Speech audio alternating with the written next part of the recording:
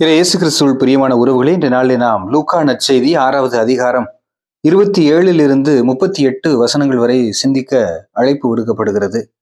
இயேசு கிறிஸ்து நம்மை பார்த்து சொல்லுகிறார், நான் சொல்வதை கேட்டுக்கொண்டிருக்கும் உங்களுக்கு கூறுகிறேன், உங்கள் பகைவரிடம் அன்பு கூறுங்கள், உங்களை வெறுப்போருக்கு நன்மை செய்யுங்கள், உங்களை சபிப்போருக்கு ஆசி கூறுங்கள், உங்களை இகழ்ந்து பேசுவோருக்காக இறைவனிடம் வேண்டுங்கள், உங்கள் ஒரு கன்னத்தை அறைபவருக்கு மறு கன்னத்தையும் திருப்பி காட்டுங்கள், உங்கள் மேலுடையை எடுத்துக்கொள்பவர் உங்கள் அங்கியையும் எடுத்துக்கொள்ள பார்த்தால் அவரை தடுக்காதீர்கள், உங்களிடம் கேட்கும் எவருக்கும் கொடுங்கள், உங்களுடைய பொருட்களை எடுத்துக்கொள்வோரிடமிருந்து அவற்றை திருப்பி கேட்காதீர்கள் என்று சொல்லப்படுகிறது. இந்த வசனங்கள் முழுவதும் 38 வரைக்கும் நாம் வாசித்து பார்த்தோம் என்றால் ஆழமான சிந்தனைகளை கொடுக்கக்கூடியதாக இருக்கிறது. ஏனென்றால் உடல் நோய்க்கு மருத்துவரிடம் சென்று மருந்து வாங்குகிறோம், ஆனால் ஆண்டவர் இயேசு கிறிஸ்து என்று நம்ம உள்ள நோய்க்கு மருந்தை குறிப்பிடுகிறார். எனவே இன்றைய நாளில் நாம் பார்க்கிறோம் என்றால் அவருடைய வாழ்விலே கடைபிடித்த ஒவ்வொன்றையும் சொல்லுகிறார். ஆண்டவர் இயேசு கிறிஸ்து அவரை யாரெல்லாம் பகைத்தார்களோ அவர்களை அன்பு கூறுகிறார்.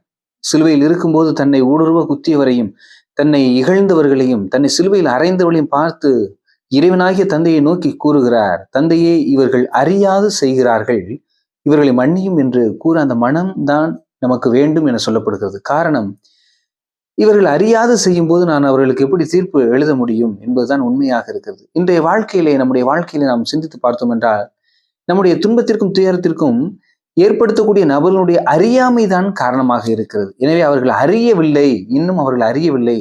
அதனால் உங்களை பகைப்போருக்காக உங்களை துன்புறுத்துவோருக்காக வேண்டுங்கள் என சொல்லக்கூடக்கூடிய அந்த செய்தி எதை குறிக்கிறது என்றால் அவர்களுக்கும் அனைத்து மனங்களையும் அறியக்கூடிய அந்த ஆற்றலையும் ஞானத்தையும் கொடுக்க இறைவனிடம் மன்றாடுங்கள் என்பதுதான் உண்மையாக ஒன்றாக இருக்கிறது. அதான் பொதுவா சொல்லுவாங்க, அனுபவம் கிடைத்தால்தான் ஆன்மீகத்தில் சிறந்து விளங்க முடியும் என்று சொல்வார்கள். ஒவ்வொரு அனுபவமும் நம்ம எங்கு நோக்கி அழைத்து செல்ல வேண்டும் என்றால் அமைதியை நோக்கி அழைத்து செல்ல வேண்டும் என்பதுதான் முக்கியமாக இருக்கிறது. அமைதி இல்லை என்றால் நம்முடைய வாழ்க்கை மிகவும் கடினமான ஒரு வாழ்க்கையாக மாற்றம் அடையும். உதாரணமாக நாம் பார்க்கும்போது கடலை பார்க்கிறோம், கடல் அலைகள் பயங்கரமான ஒரு அலைகளாக வருகிறதாக பார்க்கிறோம். ஆனால் கடலுக்குள் மூழ்கும் போது அந்த மூழ்கி உள்ளே பார்த்தோம் என்றால் அந்த அலையை நாம் காண முடியாது. உள்ளே இருக்கக்கூடிய மீன்களை பார்க்கிறோம், அழகாக துள்ளி குதிக்கிறது. ஆனால் மேலே அலையில் சிக்கிக் கொள்ளக்கூடிய ஒவ்வொரு மனிதனும் சரி, புயலும் சரி, இல்லை தேலும் சரி, அனைத்துமே அலைக்கழிக்கப்படுகிறது. எனவே நாமும் நம்முடைய வாழ்க்கையிலே அலைக்கழிக்கப்படுவதற்கான காரணம் என்னவென்று பார்த்தோம் என்றால் இந்த செய்திகளை நாம் இதை செய்யாமல் இருப்பதுதான் அதனுடைய காரணமாக இருக்கிறது. எனவே நாம் அதை கொஞ்சம் ஆழமாக சிந்தித்து பார்க்க வேண்டும். நான் பகைவரை, வெறுப்போரை, என்னை துன்புறுத்துவோரை, என்னை சபிப்போரை நான் ஆசி கூறுறேனா அப்படிங்கிறது தான் ரொம்ப முக்கியமாக இருக்கிறது. ஏன் நாம் ஆசி கூற வேண்டும் என்றால் அவர்களிடம் குறைபட்டு இருக்கிறது அந்த நல்ல குணங்கள்.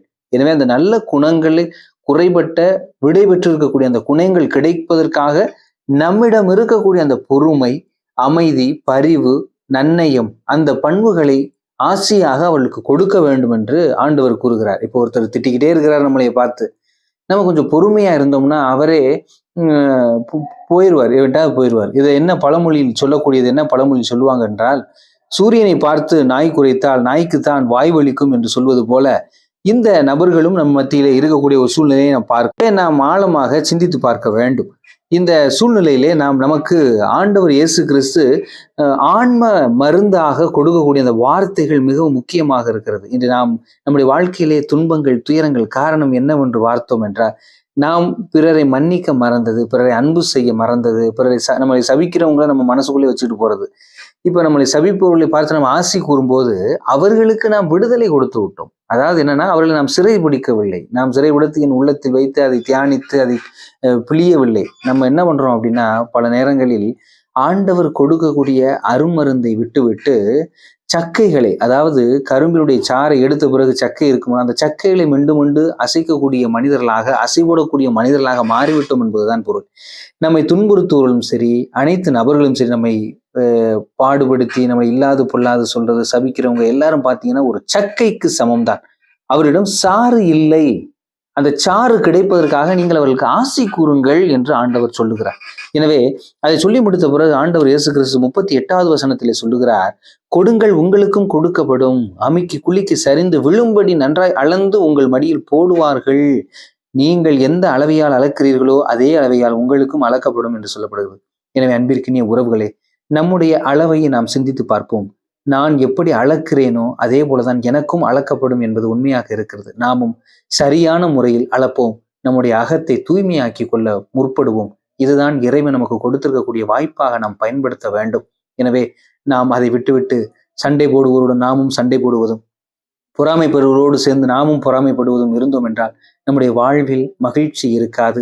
இடவே ஆண்டவர் இயேசு கிறிஸ்து சொல்லுகிறார், உடலுக்கு மருந்து மருத்துவரிடம் உண்டு, ஆன்மாவிற்கு மருந்து என்னிடம் உண்டு, வாருங்கள் என்று இந்த நற்செய்தி நமக்கு கூறுகிறார். நாம் நினைத்து பார்ப்போம், அவருடைய வாழ்க்கையிலே அந்த கடைசி கட்டத்தில் அவரை கன்னத்தில் அறைவோருக்கு மறுகன்னத்தையும் காட்டுகிறார். தன்னுடைய மேலாடை எடுத்துக்கொள்வதற்கு தன்னுடைய உள்ள எல்லா உடலையே ஒப்படைக்கக்கூடிய அந்த நிலையை பார்க்கிறோம். எனவே ஆண்டவர் இயேசு கிறிஸ்து தான் வாழ்ந்து காட்டியதை நமக்கு கொடுக்கிறார். ஏனென்று கேட்டால், நான் இங்கு கொண்டு வந்தது தந்தையினுடைய அன்பை மட்டும்தான். நான் அதை உங்களுக்கு விட்டு செல்கிறேன். எனவே நீங்களும் ஒருவருக்கொருவர் அன்பாய் இருங்கள் என்று ஆண்டவர் சொல்லி இருக்கிறார். நாமும் முயற்சிப்போம்.